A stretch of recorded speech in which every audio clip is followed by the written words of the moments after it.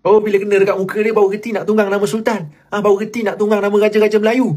Baru reti nak suruh orang hormat Sultan. Bila Sultan Nazrin, Sultan Perak murka dengan khatib yang tak baca teks khutbah yang disediakan oleh Jabatan Agama Islam Negeri Perak hari tu. Engkau walaon, apa kau tak kata dekat Sultan Nazrin hari tu? Kau sindir baginda, kau sindir Kerajaan Negeri Perak apa semua. Hari ni tiba-tiba pakat nak tunggang nama Sultan Terengganu, Sultan Mizan. Kononnya Jabatan Hal Ehwal Agama Islam Negeri Terengganu ini duduk bawah kuasa Sultan sepenuhnya. Kalau nak marah Jabatan Agama Islam Negeri Terengganu dalam isu Felkra batalkan program saat akhir tu, salahkan Sultan Terengganu lah dia kata.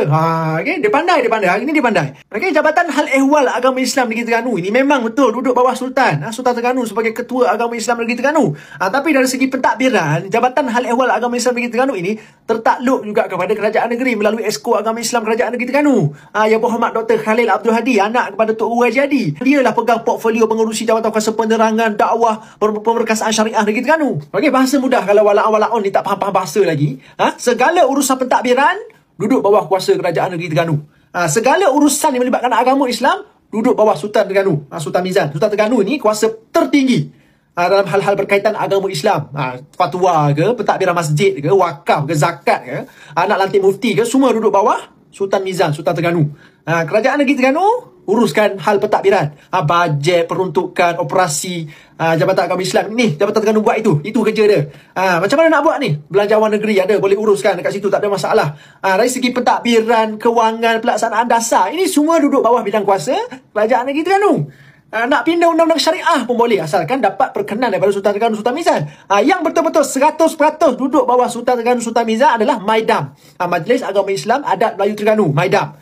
Ini betul-betul duduk bawah kuasa Sultan Mizan. Tak boleh, kerajaan tak boleh kacau. Ini Kerajaan Negeri Terengganu tak ada kuasa langsung ke atas MAIDAM.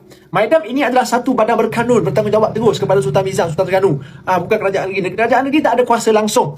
Segala urusan pentadbiran, kewangan, dasar-dasar MAIDAM ini kuasa Sultan Terengganu. Jadi Jabatan Hal Ehwal Agama Islam Negeri Terengganu ini dia sama macam JAIS, sama macam JAKIM. Dia ada kuasa Sultan sikit, ada kuasa Kerajaan Negeri sikit. Okey, balik pada isu Felkra dihalang buat program dalam perkarangan masjid dekat Kuala Berang. Aku nak tanya, kalau betul apa yang kau kata Syafiq Halim, wala-wala kata surat daripada Jabatan Agama Islam Terengganu itu adalah perkenan daripada Sultan Mizan. Aku nak tanya, kenapa kalau betul perkenan daripada Sultan Mizan, kenapa berkali-kali mesyuarat yang turut dihadiri oleh pejabat agama ini tak ada langsung? Apa kita dengar bantahan ke apa ke, tak ada Kenapa tak batalkan terus daripada awal? Kalau betul Jabatan Agama Islam Negeri Terengganu ini ikut arahan Sultan Terengganu, maknanya Sultan Terengganu yang arahkan batal program. Di Terengganu ni bukan kali pertama nak cerita dengan kau. Majlis iftar buat dalam masjid, di perkarangan masjid, majlis kementerian, ditumpang masjid dekat Terengganu, bukan kali pertama. Tahun-tahun sudah berlambak kita tengok. KDN dah buat 2022 dekat majlis dekat Masjid Al-Ansar Kuala Nerus. Tahun 2023 dia buat dekat Masjid Sultan Mahmud Dungun tu. Dan aku dapat maklumat dalam isu ini, isu Felkra tak dibenarkan guna tumpang masjid ini, sebenarnya pejabat agama dah setuju dah. Boleh teruskan program tapi ada penghulu yang ada dalam mesyuarat kena asak dengan Exco Kerajaan Negeri minta batalkan program. Ini maklumat yang kita dapat.